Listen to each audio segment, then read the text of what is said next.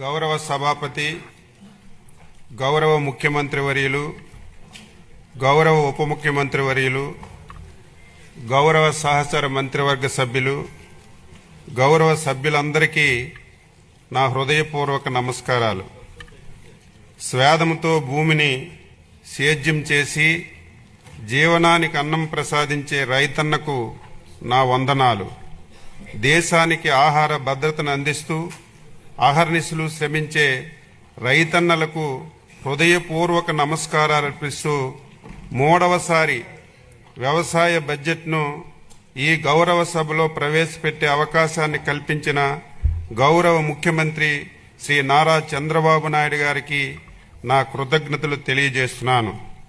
వ్యవసాయ ప్రధానమైన మన రాష్ట్రంలో 62% జనాభా వ్యవసాయం అనుబంధ కార్యకలాపాలపై ఆధారపడి ఉన్నారు. వ్యవసాయం లాభసాటిగా మారితేనే గ్రామీణ ఆర్థిక వ్యవస్థ బలపడుతుంది.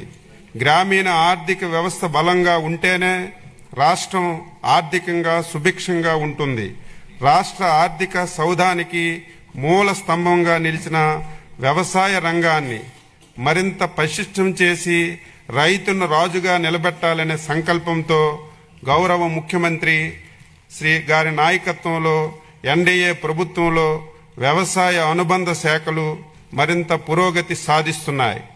యువత వ్యవసాయం వైపు మరలాలి అంటే వ్యవసాయం లాభదాయ వృత్తిగా మారాలి.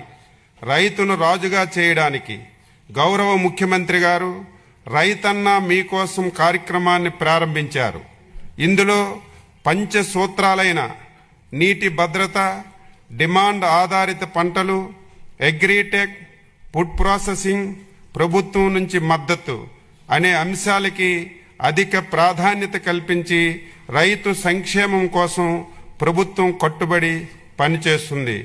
అందుకు ఆంధ్రప్రదేశ్ ప్రభుత్వం స్వర్ణాంధ్ర 2047 సాధన కోసం రూపొందించినటువంటి 10 సూత్రాల్లో వ్యవసాయ రంగానికి సంబంధించి ఫార్మర్ అగ్రిటెక్ ముఖ్యమైనటువంటి సూత్రం ఉంది.